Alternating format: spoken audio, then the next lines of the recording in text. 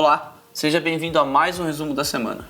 Eu sou Henrique Sisman, jornalista e diretor de conteúdo da Smarts, e vou trazer os principais acontecimentos dos últimos dias com impactos diretos ou indiretos sobre o mercado imobiliário e o mercado da construção civil.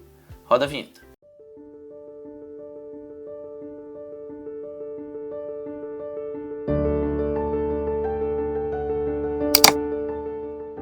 Na segunda-feira, o presidente Jair Bolsonaro revogou a medida provisória número 105/2020, uma medida que ficou conhecida como Carteira Verde-Amarela ou Contrato Verde-Amarelo. Ele teve que revogar essa medida provisória porque o Senado não votou a tempo de aprovar ou de negar essa medida provisória até que ela caducasse. Como você deve saber, são 120 dias de vigência. E essa medida vencia justamente na segunda-feira. Nós trouxemos na semana passada que a Câmara havia aprovado a matéria, e ela é bastante importante, por isso estou trazendo no resumo da semana, porque, dentre outros dispositivos, trazia incentivos para a contratação de trabalhadores com idades entre 18 e 29 anos, ou com 55 anos ou mais, desde que há um ano fora do mercado de trabalho formal. Essa medida provisória reduzia os encargos em até 70% para as empresas nesse tipo de contratação, desde que a remuneração fosse de até um salário mínimo e meio. E por que ela foi retirada da pauta de votação? Você deve estar se perguntando por que o Senado não aprovou, ou pelo menos não votou essa medida, se ela é tão importante. O principal argumento utilizado pelos líderes dos partidos no Senado é que a medida provisória é anterior à pandemia Covid-19 e, portanto, não requer urgência nesse momento de votação, para ser realizada de forma remota, inclusive, já que, assim como todos os outros setores, os políticos estão em esquema de home office. O que acontece é que eu particularmente discordo desse argumento, porque nesse momento, essa medida provisória, embora anterior à Covid-19, se encaixa totalmente no que está acontecendo. Reduzir os encargos para as empresas, para que elas possam contratar trabalhadores, e são trabalhadores numa faixa de renda mais baixa, ou seja, quem mais tende a sofrer nesse momento, e essa medida provisória agora se perdeu. De toda forma, o presidente Jair Bolsonaro afirmou que vai editar uma nova medida provisória sobre o assunto, instituindo novamente a Carteira Verde-Amarela, o Contrato Verde-Amarelo, só que com regras mais específicas no contexto da pandemia. Importante salientar que os contratos firmados durante a vigência dessa MP serão mantidos até o seu término, até o seu final.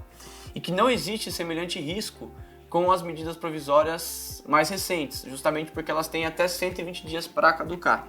Por exemplo, a MP 936, que prevê a redução proporcional de salário de jornada, ou a MP 944, que abre um crédito para pagamento dos funcionários, enfim.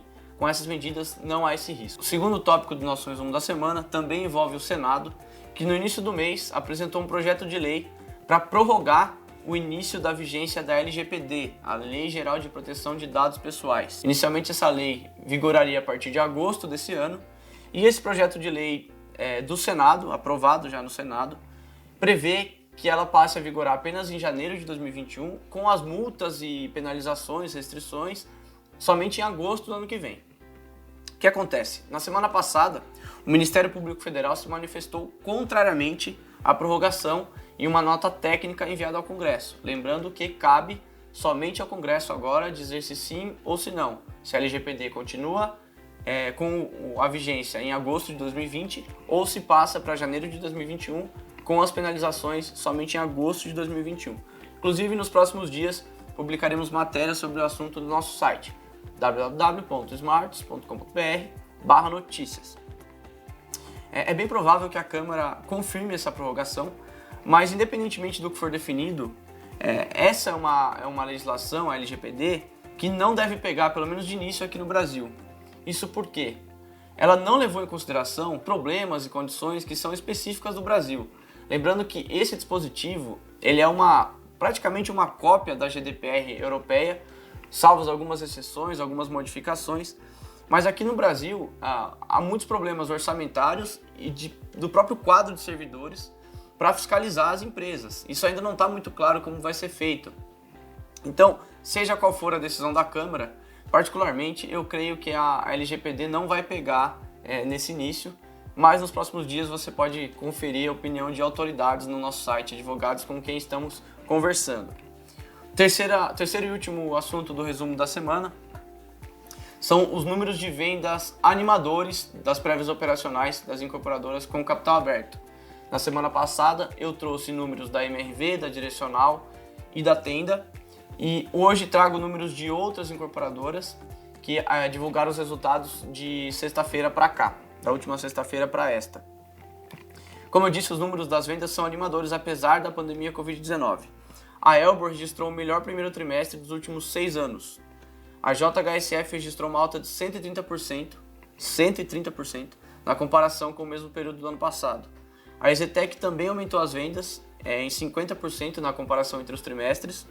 E a Cyrela teve uma alta de 30%, com destaque para o Minha Casa Minha Vida, faixas 2 e 3, porque no médio e no alto padrão houve queda. Isso inclusive comentamos no último resumo da semana, o segmento de baixa renda tende a sentir menos a pandemia e a Covid-19, mas os números das prévias mostram que nem mesmo aqueles voltados ao alto padrão, como a JHSF, por exemplo, sentiram os impactos, as vendas aumentaram. A conclusão que a gente chega analisando todos esses números, que o mercado imobiliário voou nos 2 primeiros meses e também no início de março, como já era esperado, como vinha sendo apontado não só pela Smarts, como por outros especialistas. Realmente 2020 é o ano da retomada, é o ano do crescimento, o que talvez seja minimizado, provavelmente seja afetado pela pandemia Covid-19.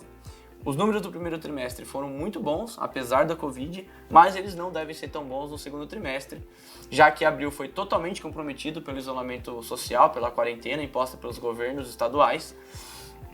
E o mês de maio, junho, julho, também ainda sentirão os impactos dessa paralisação parcial da economia. Recados finais, antes da gente fechar o resumo da semana: acesse o portal de notícias da Smartus, www.smartus.com.br, tem o link na descrição do vídeo também.